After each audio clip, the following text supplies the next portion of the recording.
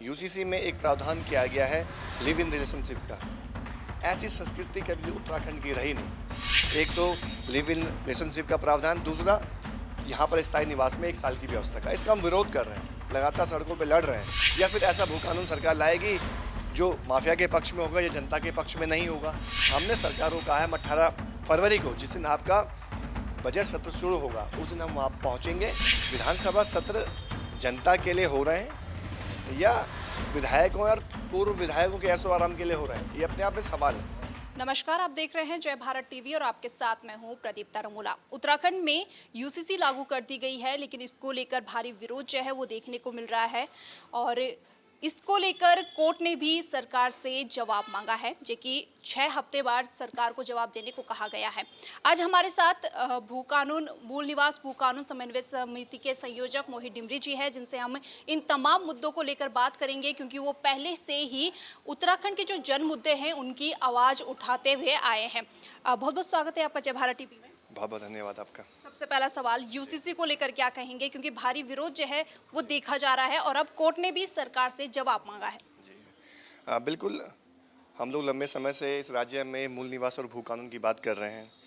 UCC को लेकर कभी भी उत्तराखंड की जनता सड़कों पे नहीं आई, लेकिन सरकार यूसीसी के जरिए इस राज्य के लोगों पर एक तरह से ऐसे कानून को थोप रही है जो उत्तराखंड की संस्कृति और यहाँ के जो लोगों के अधिकार हैं उस पर सीधे तौर पर चोट मारता है। आप देखिए कि सरकार ने क्या किया।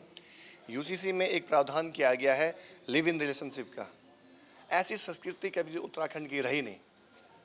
अब आप सोच सकते हैं कि अब बिना शादी के कोई भी कपल एक साथ रह सकते हैं, उनको रजिस्ट्रेशन करवाना होगा। अब शादी की आवश्यकता नहीं है। तो ऐसी संस्कृति और भाजपा सरकार ढोल पीटती है सनातन धर्म का, संस्कृति का, लेकिन आपकी सरकार ने एक ऐसा कानून बनाकर उत्तराखंड की जो पवित्रता है उसको आपने धूमिल करने का काम किया है यूसीसी में। इसके साथ ही साथ आपने 1 साल का स्थायी निवास का प्रावधान इस राज्य में कर दिया है, यानी जो व्यक्ति 1 साल से यहाँ पर रह रहा है यहाँ का स्थायी निवासी माना जाएगा। इसका मतलब उसको तमाम तरह की सुविधाएं मिलेंगी, नौकरियां मिलेंगी, यहाँ पर तमाम तरह के रिसोर्सेज, यहाँ पर उसको उस तरह का लाभ मिलेगा। तो हमारे इस बात का विरोध है कि जो यूसीसी में 2 प्रावधान सरकार ने किए हैं, एक तो लिव इन रिलेशनशिप का प्रावधान, दूसरा यहाँ पर स्थायी निवास में 1 साल की व्यवस्था का। इसका हम विरोध कर रहे हैं, लगातार सड़कों पर लड़ रहे हैं और इसमें हाईकोर्ट ने भी सरकार से जवाब तलब किया है, पूछा है कि आप कैसे इस तरह से कानून थोप सकते हैं। तो सरकार को अब कोर्ट में अपना जवाब देना पड़ेगा और जिस तरह की सरकार यहाँ पर संस्कृति को बढ़ावा देना चाहती है, इसे तो हम बिल्कुल भी स्वीकार नहीं कर सकते। अब भू कानून को लेकर सीएम पुष्कर सिंह धामी ने कहा था कि जब अगला बजट सत्र होगा तो उसमें भू कानून को लाया जाएगा, सशक्त भू कानून को लाया जाएगा, जिसको लेकर जो ये आंदोलन चल रहा था उस पर भी थोड़ा सा विराम लगा है और अब बजट सत्र होने वाला है। देखिए, सरकार कह तो रही है कि हम भू कानून लाने जा रहे हैं। अभी आपने देखा हो कैबिनेट बैठक कुछ दिनों पहले संपन्न हुई है, लेकिन कैबिनेट बैठक में मूल निवास और भू कानून को लेकर कोई भी चर्चा नहीं हुई। उसमें कुल 32 बिंदु शामिल किए गए थे, लेकिन उसमें कहीं भी मूल निवास भू कानून नहीं था। तो अभी हम इंतजार कर रहे हैं बजट सत्र का, जो सरकार ने वायदा जनता से किया है कि हम मजबूत भू कानून बजट सत्र में देंगे। अब देखने वाली बात है कि क्या वाकई में बजट सत्र में सरकार भू कानून लाने जा रहे हैं जो जनता की भावनाओं के अनुरूप है, या फिर इस बार भी जनता को ठगा जाएगा, या फिर ऐसा भू कानून सरकार लाएगी जो माफिया के पक्ष में होगा या जनता के पक्ष में नहीं होगा। इन सब पहलुओं का भी हम निरंतर इस पर नज़र बनाए हुए हैं और इसके अनुरूप ही हम आगे की आंदोलन की रणनीति बनाएंगे। साथ ही साथ हमने आज एक प्रेस कॉन्फ्रेंस यहाँ पर की है, जिसमें हमने भाजपा सरकार को याद दिलाया है 2022 का उनका दृष्टिपत्र। ये उनका दृष्टिपत्र है 2022 का भाजपा सरकार का, और हमने भाजपा सरकार को याद दिलाने के लिए आज प्रेस कॉन्फ्रेंस की है कि आपने जो वायदे, जो घोषणाएं इस दृष्टिपत्र में की हैं, आप उनको पूरा कब करेंगे, क्योंकि इसमें 90% से अधिक जो वायदे जनता से किए गए हैं वो पूरे नहीं हुए हैं। आपने युवाओं के लिए वायदा किया था कि हर माह युवाओं को 3,000 रुपये देंगे, किसी युवा को नहीं मिल रहा है। आपने कहा कि किसान सम्मान निधि में राज्य सरकार भी किसानों को 2,000 रुपये प्रति माह देगी, साल भर में एक बार देगी, वो भी आपने वायदा पूरा नहीं किया। आपने कहा प्रत्येक जिले में मेडिकल कॉलेज खोला जाएगा, वो वायदा पूरा नहीं हुआ। आपने कहा डॉक्टर होंगे, लैब टेक्नीशियन होंगे, नर्स होंगे, हॉस्पिटल में तमाम तरह की सुविधाएं होंगी, कुछ नहीं हुआ। आपने कहा कि हम ब्लॉक स्तर पर यहाँ पर आदर्श विद्यालय स्थापित करेंगे, लेकिन कुछ भी घोषणाएं हमें लगता नहीं कि जो सरकार ने इस अपने दृष्टि पत्र में दी है वो आपने पूरी की होंगी। तो ये तमाम बिंदु ऐसे हैं, चाहे ये दृष्टि पत्र का सवाल हो, चाहे मूल निवास भू कानून का सवाल हो। हमने सरकार को कहा है 18 फरवरी को, जिस दिन आपका बजट सत्र शुरू होगा, उस दिन हम वहाँ पहुँचेंगे और आपसे सवाल करेंगे, पूछेंगे, आपको आपके वायदे याद दिलाएंगे कि आपने जो जनता से किए थे कि इन पर आप कब तक काम करेंगे। तो हमने तय किया 18 तारीख को हमारी मूल निवास भू कानून संघर्ष समिति की टीम विधानसभा जाएगी और इन सवालों को हम वहाँ पर रखेंगे। विधानसभा सत्र का इंतजार किया जा रहा है। पिछली बार देखा गया था कि जब गैरसैंण में विधानसभा सत्र हुआ तो विधायकों का वेतन भत्ता बढ़ा दिया गया था। इस बार कैबिनेट बैठक हुई तो उसमें पूर्व विधायकों की पेंशन में बढ़ोतरी की गई है। साथ ही सरकारी कर्मचारियों को हवाई सेवा की सुविधा भी दी जा रही है। लेकिन अगर देखा जाए बेरोजगार युवाओं को लेकर, जिसकी आप हमेशा आवाज़ उठाते आए हैं, इसको लेकर क्या कहेंगे? एक तरफ विधायकों के भत्ते पेंशन बढ़ाई जा रही है और दूसरी तरफ युवा जो है वो अक्सर रोजगार के लिए भटक रहा है। देखिए, अब ये अपने आप में गंभीर विषय है। विधानसभा सत्र जनता के लिए हो रहे हैं या विधायकों और पूर्व विधायकों के ऐशो आराम के लिए हो रहे हैं, ये अपने आप में सवाल है।